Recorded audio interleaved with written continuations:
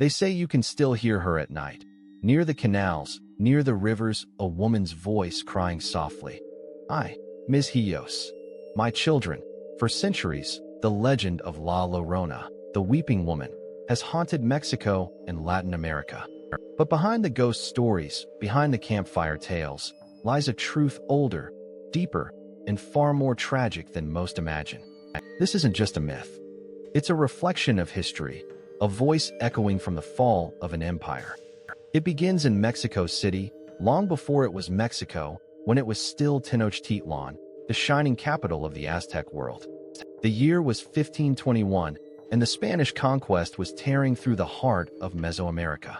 Amidst the chaos, the Aztecs told stories of a woman who wept in the night, wandering through the city streets, crying for her lost children. Early Spanish chroniclers, men like Bernardino de Sahagun and Diego Duran, recorded the accounts themselves. They wrote that the Aztecs heard a woman's voice screaming, "Oh, my children, we must flee far away." They called her Cihuacoatl, the serpent woman, a goddess of childbirth and war. Cihuacoatl was not a ghost. She was a divine mother, fierce, protective, and mournful. But she was also an omen. The Aztecs believed her cries warned of tragedy to come, and soon after, tragedy arrived in the form of Cortés and his soldiers. After the fall of the Aztec Empire, Spanish colonization began reshaping every story, every god, every myth. Cihuacoatl, the ancient goddess, was transformed. Her strength was rewritten as sorrow. Her divinity was recast as sin. By the 1550s, in the newly renamed Mexico City, people began whispering about a ghostly woman dressed in white, walking near the canals at night, crying for her dead children. This was the first written account of La Llorona, and it appeared in colonial archives, not folktales. According to historians, Spanish priests used her story as a warning. To them, La Llorona symbolized the dangers of sin, lust, and betrayal. They told of a woman who drowned her children after being abandoned by a Spanish lover, and then took her own life in despair.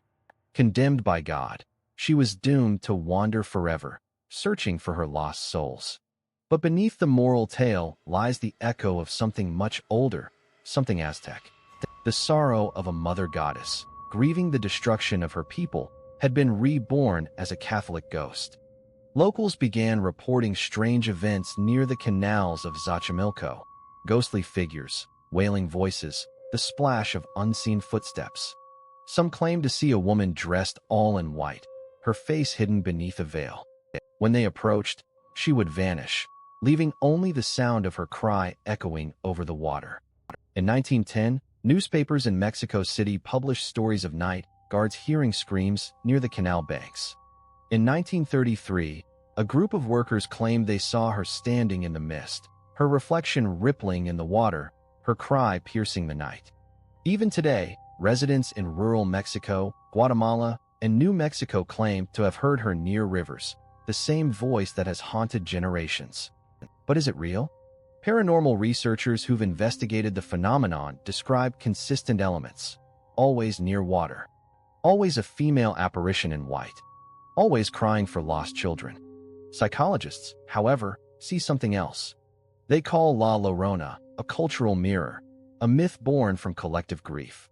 She represents the loss of identity, of motherhood, of a nation torn between two worlds, the Aztec and the Spanish. Her story reflects the pain of mestizage, the blending and breaking of two civilizations. A mother who lost her children, just as Mexico lost its native roots. Still, for those who've seen her, there is nothing symbolic about the encounter. One of the most chilling cases comes from the town of Santa Fe, New Mexico, in 1939. A police officer on night patrol reported seeing a woman near the river. He called out, but she didn't answer. When his flashlight reached her face, she dissolved into mist. Moments later, he heard the unmistakable sound, a wail so human, so desperate, that it froze him in place. Reports like this continued for decades, each one eerily similar. Always the same cry, always the same water, always the same unbearable sorrow. So who, truly, is La Llorona? Is she the soul of a broken mother, punished for an unforgivable act? Or is she something much older, The goddess Cihuacoatl herself, mourning the fall of her children, the Aztecs? Scholars like Dr. Americo Paredes argue that the legend is both a collision of two worlds. The myth survived because it carries